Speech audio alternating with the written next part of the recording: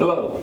We are blessed today to have with us longtime Sugar Hill resident Annelle Stripland. And she is going to share with us some stories and memories from Sugar Hill's past. Annelle, thank you so much. You're welcome. Were you born in Sugar Hill? Yes. Okay. I guess hollering distance from here. No, I wasn't born here. I was born in Lawrenceville. Okay. When I was in the first grade, we moved to Sugar Hill. Ah, okay. All right. Hollering distance. Yes. I know exactly how far that is. Most people don't. Mm-hmm. I do. I understand. So you've been living here ever since, or? Ever since I was 7 years old. Oh, okay. Or were your parents from here or from Lawrenceville? Where were they from? My mama was from Lawrenceville. My daddy was from South County. Okay. And when y'all moved here, you lived, tell me where you lived. Just right out West Broad, around the turn, wrap around out there, right down that street, just about in hollering distance. Whitehead Road. Mm-hmm. Whitehead Road. Now, Yes. is there anything we should know about the house that you lived in? Well, it was just an old house, one of the oldest ones in Sugar Hill. And it was a log cabin at one time. And then it had siding on it. My parents put the siding on it when they bought it. But Joe Applin, that works for the Sugar Hill, his grandmother and grandfather lived in the house before we bought it. And it belonged to the Grizzles then. That's who we bought it from, the Grizzles. Okay, okay. That's a Sugar Hill family. Then. Yeah, they live right out West Broad here. Right there before you get to the roundabout and in it. So you say it was a log cabin.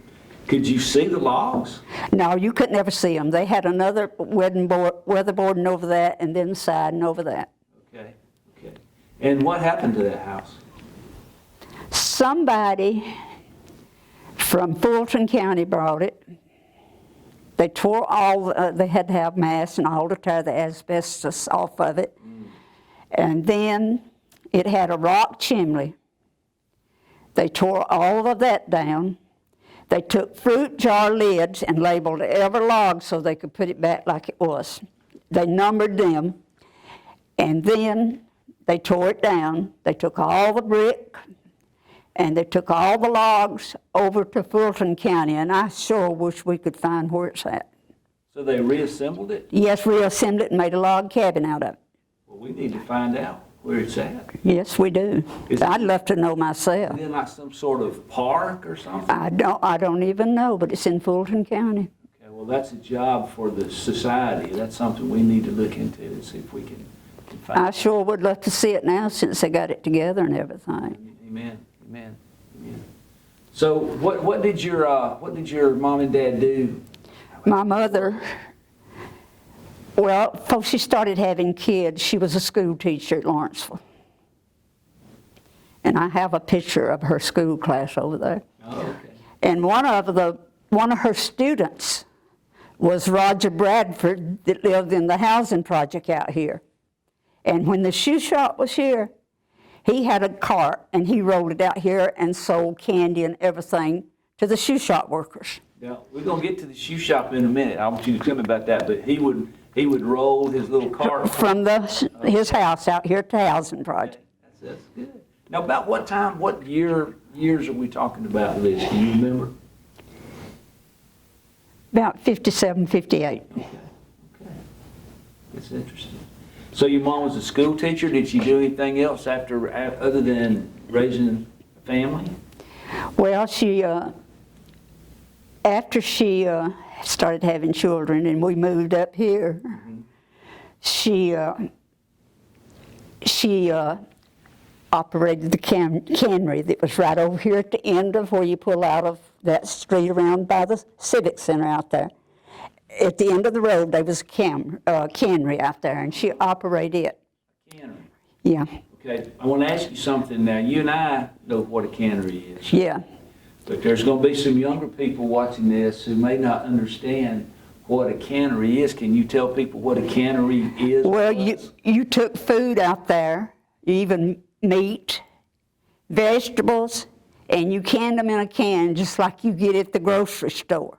Okay. you labeled your cans what they were and took them home, and you opened them in the wintertime, and all you could can beef or anything, and fix it for your meal. And that's what a lot of people did back in the older days. I see.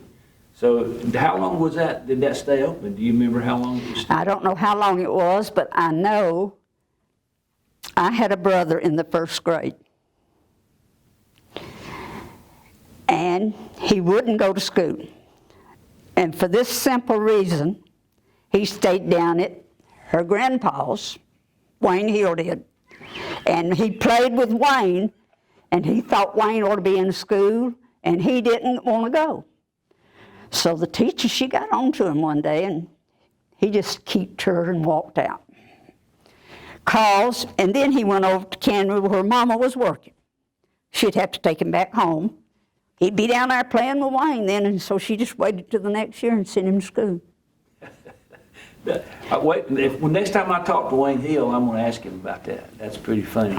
So you didn't have to go to school back in those days, did you? Yes, you did. You had truant offers that come around, and your mom and dad would get in trouble if you didn't, if you wasn't at school. And a lot of us young people, we would skip and leave. Yeah, well, I know about truant officers. I'm not going to tell the story, okay? But I have personal experience when I was in school. So your mom ran the county. What did your dad do? My dad worked for Boney Allen. Boney Allen. Okay. Is that why they moved? I guess so. Okay. Yeah, but Daddy worked for them, and it's too far to come for Lawrenceville, and he found this house for sale, and so he bought it. Okay.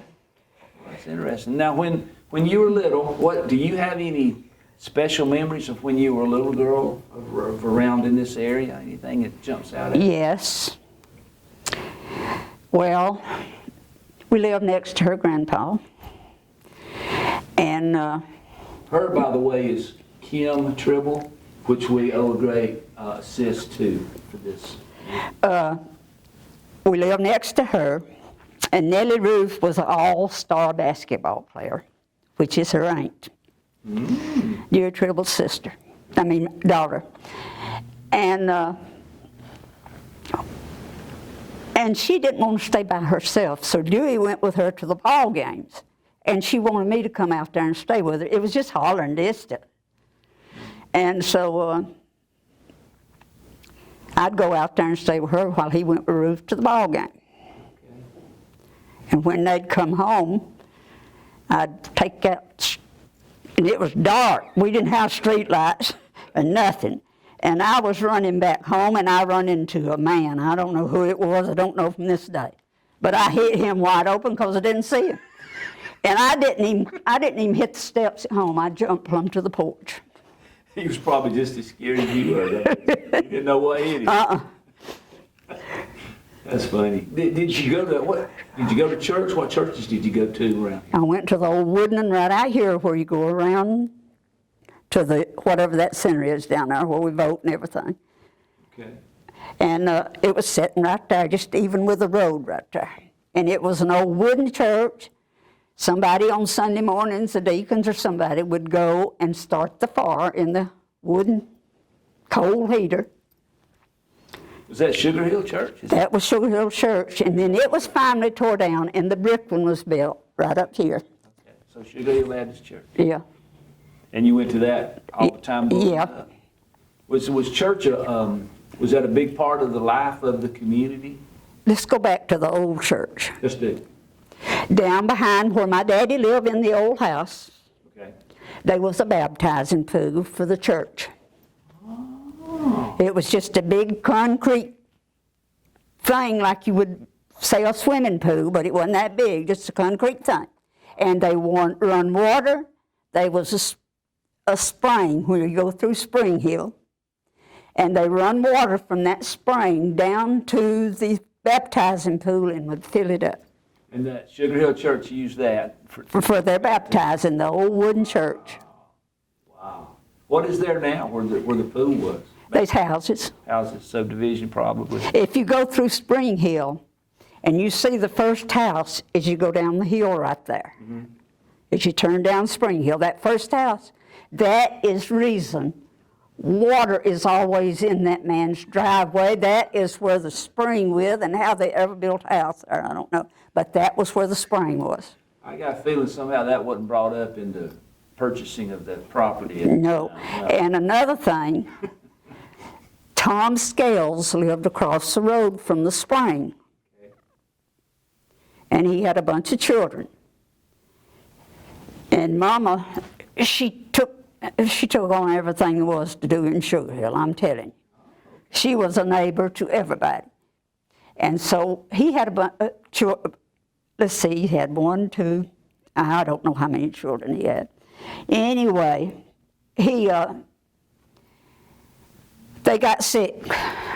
And Mama told him, says, now during the night, if you need me, you get out and blow the horn and I'll come running. So they got worse and she come over there. And you don't believe this, but back when we got sick, we took turpentine. I've heard about that. I've never done it. Yep. So she went over there with him, stayed all night with the kids, come back the next morning, go to work. What was your mom's name? Bessie. Bessie? Bessie Maybell. Okay.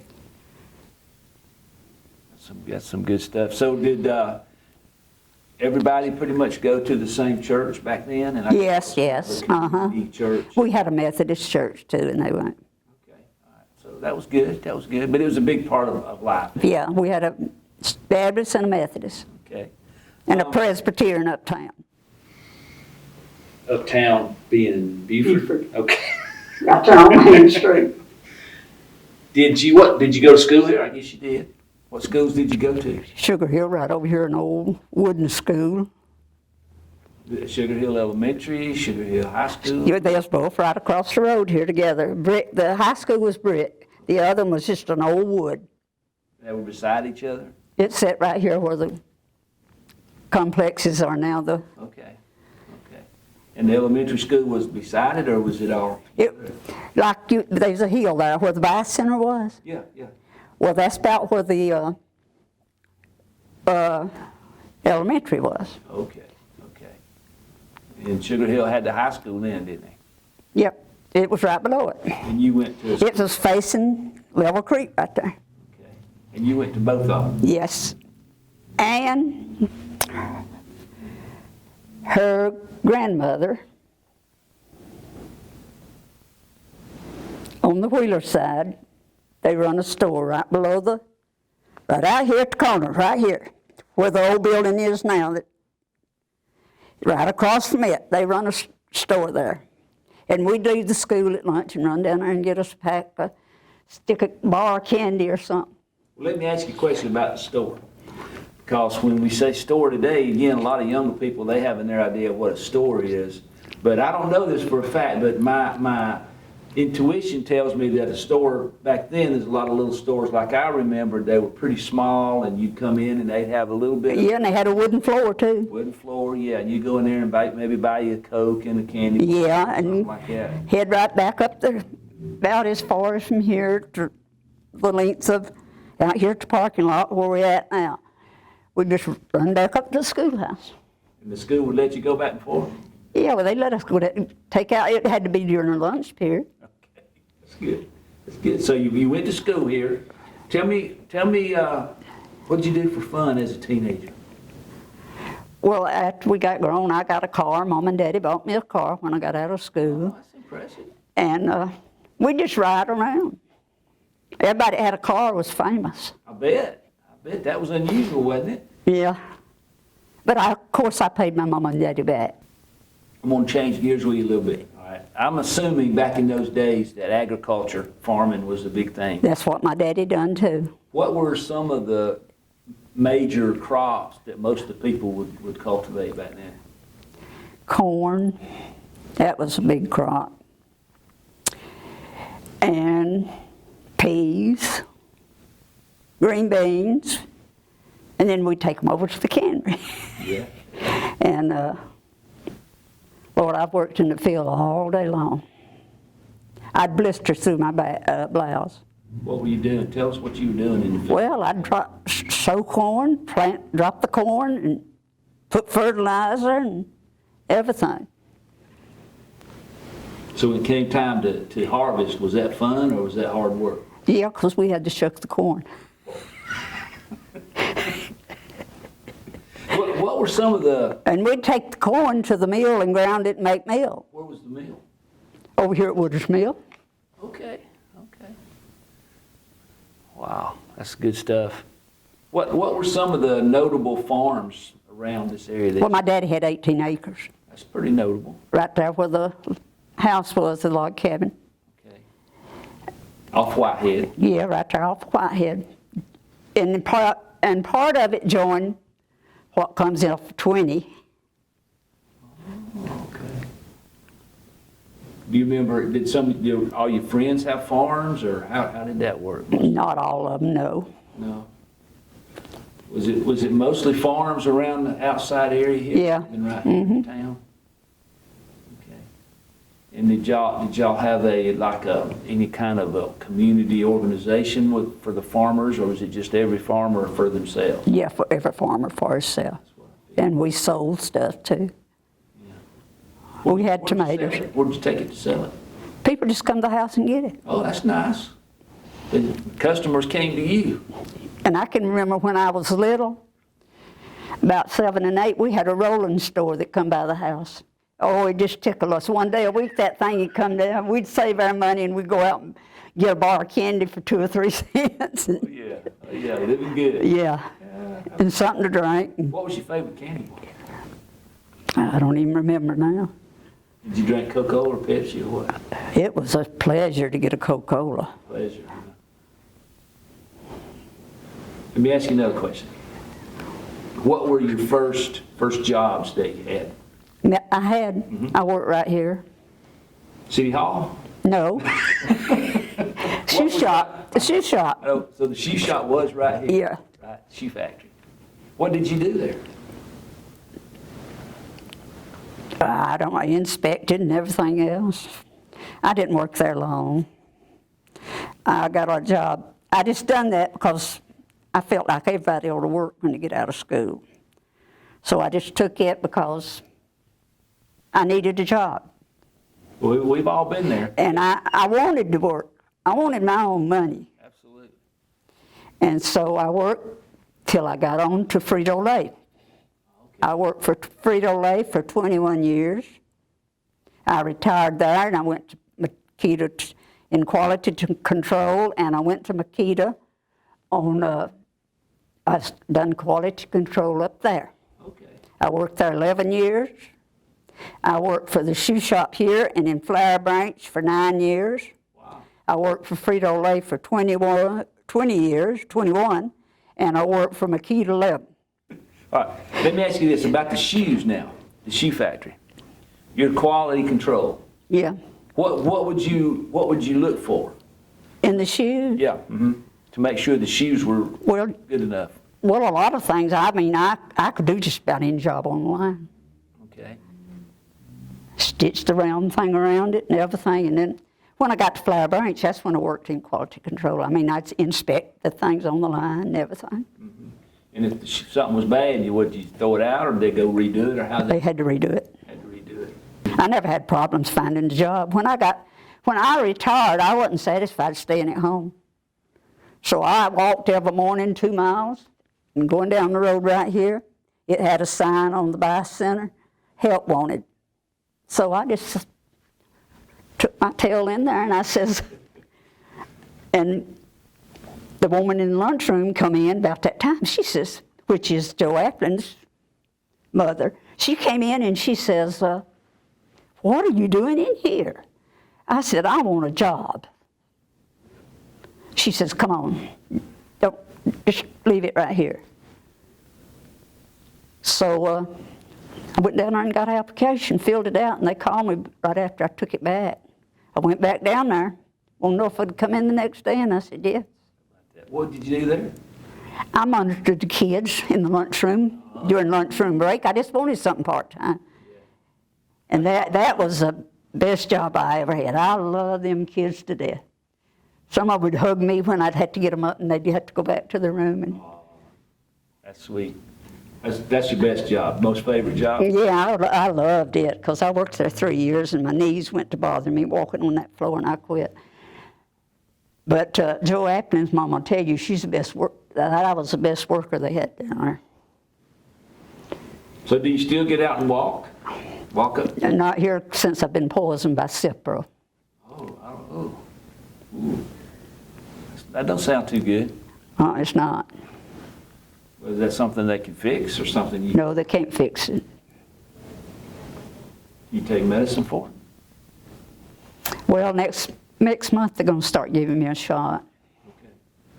Well, we'll pray that works and that helps you. But I don't think you can do nothing for it. Tore the ligaments in my hands. And right there, I had it last Christmas. That's the reason we didn't put no lights in the yard or nothing. But we got them out there this year. Well, you beat the rush in, didn't you? I don't feel like doing it, but I did it. I've been ill all morning, fussing with my husband. But you got your lights up. I have all but one string, and that's on my rails on the front You porch. gonna light them up when it gets dark? Well, we test run them last night for about 15 minutes. Tonight we're going to test run again. Okay. Because we had to put all them floodlights and lights in the trees, and everything in my yard is made by my husband. That's impressive. That's impressive. Even Santa Claus in the sled. He looks just as real and painted. You can't, it looks like an artist I'm paint. gonna ride down. It's on. I can see it on Whitehead, right? Yeah. All right. I'm gonna ride down and look for it pretty soon. Okay. All right. Let me ask you this question. I'm gonna take you back a little bit. Okay. World War II. I know you were just little. My daddy was in the war, but I don't think it was that. It ended in 45. But my daddy was in the one before that. Do you remember anything about what it was like around here during that time in Sugar Hill? When we was in war? Yes. We had stamp books to get shoes. Stamp books to get shoes. Sure did. How did that work? I mean, they give you a stamp or how? Yeah, they give you little stamps and they come in a book. I used to have some of them. Wow. You had to get so many before you could get some shoes? I don't know just exactly how it worked, but that's what it was. How about that? How about that? So times was hard. Times was hard, yes. You had stamps. You even had rationing on sugar or anything. Really? Bootleggers couldn't work then. Because they couldn't get the sugar. Yeah, That was hard times, yeah. yeah.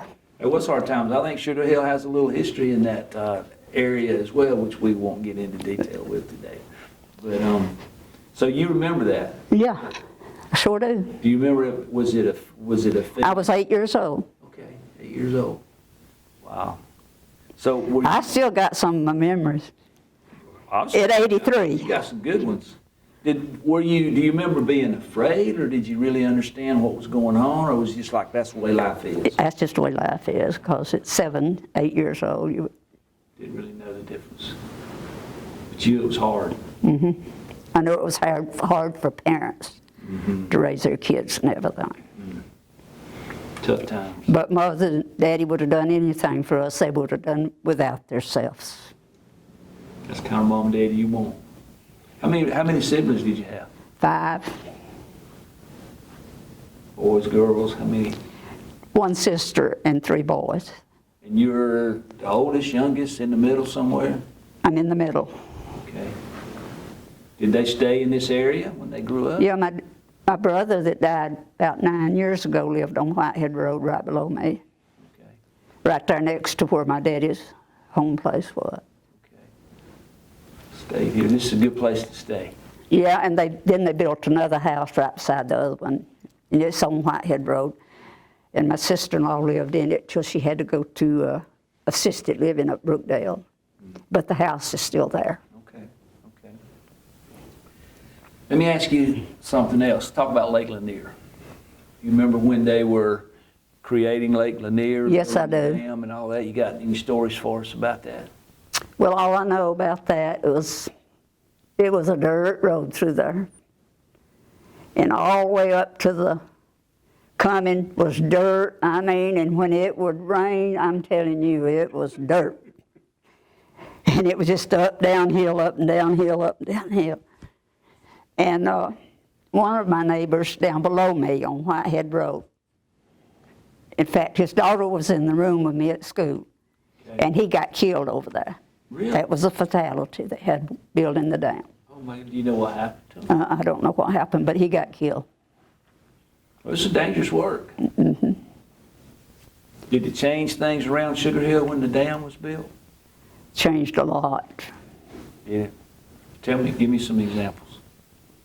Well, I mean, you didn't have that big lake there, and people didn't get out in boats and all like they do now. You've got that now to take your boats to. Right. If you didn't, the only thing you had was the Chattahoochee River down here. Yeah. So it drew a whole bunch more people. Yeah, and then they had that big old Settles Bridge down yonder and down below the dam. Yeah. It was something else. Well, you know when we was young, we'd go down there at night time. Okay. And go across that. And me and my boyfriend and another couple went down. And here comes somebody with a flashlight in their mouth and opened the car door. Lord, I like to jump through the roof. That's where the young people went back then. I can see. I can understand that. The rails is still there. Yeah. I've been over there to see and saw that. Well, your friend that you know, my mother-in-law, Yeah. B. Samples, Yeah. where she grew up before she moved to Sugar Hill was just on the other side of the river there, close to right where the bridge is. That's where their farm was. Raymond and them? Yep, way back in the day. Mm-hmm. Raymond Smith.